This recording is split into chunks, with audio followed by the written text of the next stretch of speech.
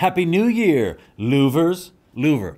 It's a hip new term for fans of me, Lou Perez. 2017 was quite the year for hip new terms. There was a new word for and against every conceivable group of people. Now that 2018 is rolling around, you don't want to get caught spitting out last year's vocab and next year's status updates. Your New Year's resolution is to lose some weight and put on some outrage. To match that intensity, you're gonna need to use the latest terms and, more importantly, up the ante.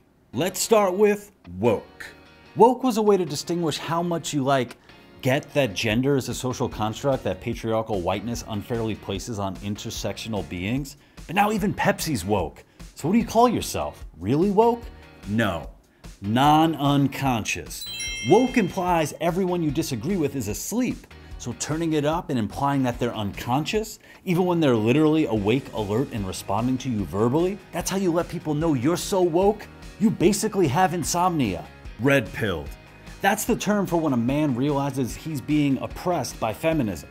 It's a reference to The Matrix, but that movie came out in the 90s. You're outdated saying Wachowski brothers, and you're way outdated saying red pill. Try this on for size. Birth control pills. You know what women are up to, so now you're gonna appropriate their pill and achieve a level of hormonal intersectionality that is beyond non-unconscious. You're on birth control, dude! Rape culture. It's old, hackneyed. We need something new, something bold, something totally triggering.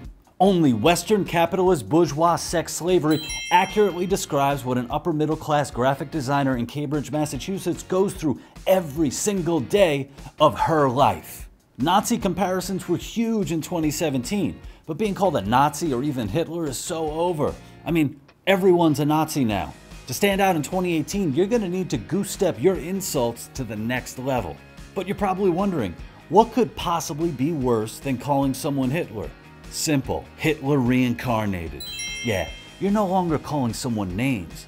You're calling out the literal spiritual manifestation of humanity's most ubiquitous enemy and blocking their ass on Facebook. Just make sure you're not being overly sensitive or you might risk being called a cuck.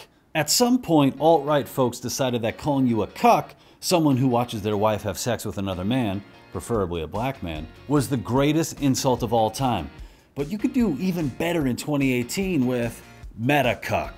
That's a person who watches their wife have sex with another cuck. How humiliating. So there you have it.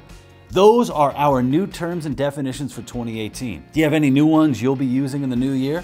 Let us know in the comments and check back next year for your 2019 vocab lesson. Louvers. It'll catch on.